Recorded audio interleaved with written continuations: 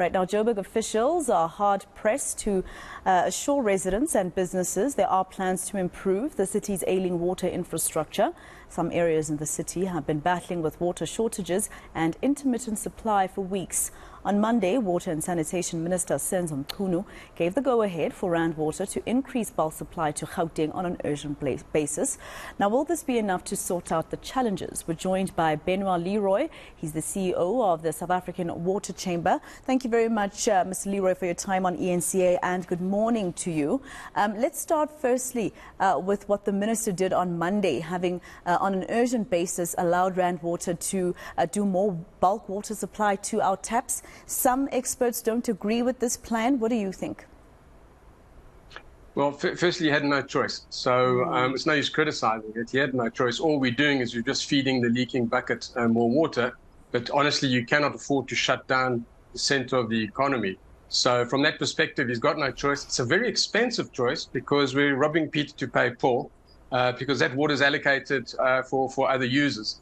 Downstream, for example. But, you know, we have this crisis and we have to work through it.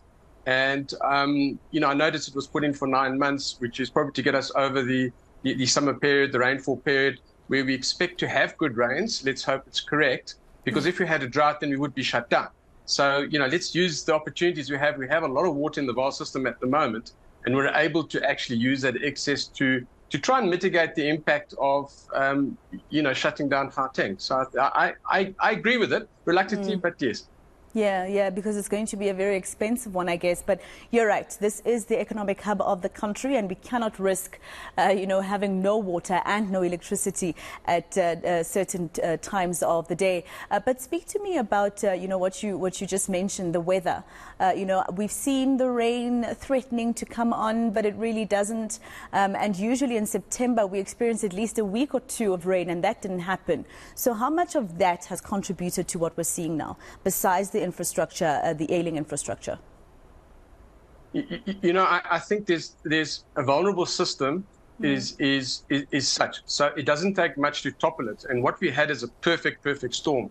So we've got our infrastructure that's leaking like a bucket at 40–50%. We have, let's say, seasonal hot weather and climate change. Yeah. And it did fry the gardens and the likes. So, but we knew it was coming. And then we've got the load shedding, which we can say what we want. There's a water and energy nexus. We need water to make energy. We need energy to push the water around.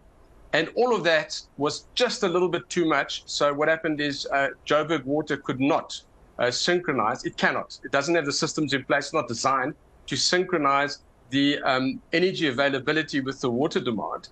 And what happened is Rand Water also had some issues.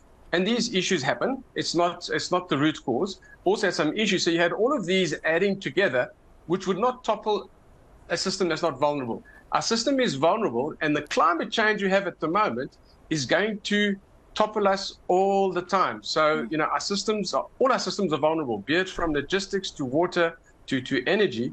And what we have to do is stop the plaster, stop the talk shops, and yes, we need to collaborate. And we start the action shops, because the technology exists. There is money in the system. There isn't enough, but there's money in the system, and we have to become super efficient. So in other words, we have to sweat 1 Rand 10 out of every Rand, and not the other way around. We have to become very, very efficient in our supply chains, and we have to embrace the global network of technology.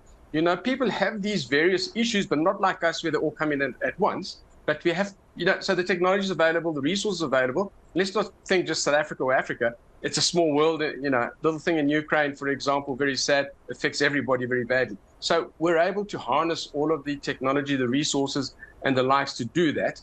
But our country is not very investable at the moment, and the water sector is the least investable, because only 41% pay for water services, 59% don't. And so, you know, the root cause of all this is economics. It's the water and the energy are manifestations, symptoms of a poor economy. And we need to address the economy and attract investment, and then we can start lubricating the system to reinvest in it. Yeah, I was about to say that maybe it's time for the minister to start doing the rounds across many countries, trying to get investors if we don't have enough money to actually do this. I mean, look at what happened in the Eastern Cape, what's still happening in the Eastern Cape with them, you know, thinking that day zero might be near. You see that the flip side of the coin here is that, generally speaking, our water reserves, so our rivers, lakes, and dams, are pretty vulnerable and very contaminated with sewage. And again, it's local government who's I'm not hitting a local government, because local government generates GDP, also generates the most pollution, it's the biggest polluter. They must listen to and it's the and they're the biggest wasters of water at the moment. But what we've got to do is tie this all in, and we've got to stop the pollution. And the nice thing is, in sewage, in actual fact, we've got pure water in there with a few natural materials that have energy, they have carbon in them, they have phosphates in them, and the likes for fertilizers. And what we need to do is start valorizing or adding value to these natural resources, as opposed to just letting them go untreated and the likes. And to do that, we need to simplify, because we are over-regulated. We need to simplify the public sector participation. I don't want to use a triple P word, because that's a very long word, long-term. There are many short-term initiatives we can do. But to do that, local government has to partner with the private sector to relinquish its so-called control, mandated control, and work with the private sector in turning all of these problems. In actual fact, the only challenge we've got is how we turn a problem into an asset. So we've got all these liabilities, and there's excess water, there's chemicals and all the likes. And if we embed that with our energy issues, we will land up with, for example, there's a perfect opportunity for green hydrogen to fund most of these things that we need to fix, be it water or wastewater and the likes. But we need to think outside of that proverbial box. So we have to look after our water resource, but also we're dependent on rain. Now, it's a sign of madness depending on rain when we know it's becoming more sporadic. It's stochastic, so unpredictable because of climate change or whatever we want to believe, but it is sporadic. The sea level is rising. We've got plenty of water in there, and the technology there is so mature, it's actually cheaper to take that water, we don't have to store it, desalinate it and put it straight into our networks on the coast. What that does is makes water available inland, for example, but we have to sort out our distribution systems at municipal level. And those systems have to be, most of them are over 50 years old. They're designed for 40 years if you maintain them. We haven't maintained them adequately. So what we've got to do is we have to start working on all this. The issue is very complex. We need to simplify it. And there's a lot of things hitting us in a perfect storm. But the flip side is there's an opportunity, because, for every rand that you put into water infrastructure, there's at least a 4 rand GDP value add. So for the Water and Sanitation Master Plan said 2018, 900 billion is the arrears. That's the arrears in our water security. It's over 1 trillion rand now. But by starting on this, we could inject 4 billion rand into the economy. So the bad news becomes good news. But we have to become investor friendly. So we have to be very careful what we say, how we say it, and we have to embrace the private sector and the global community.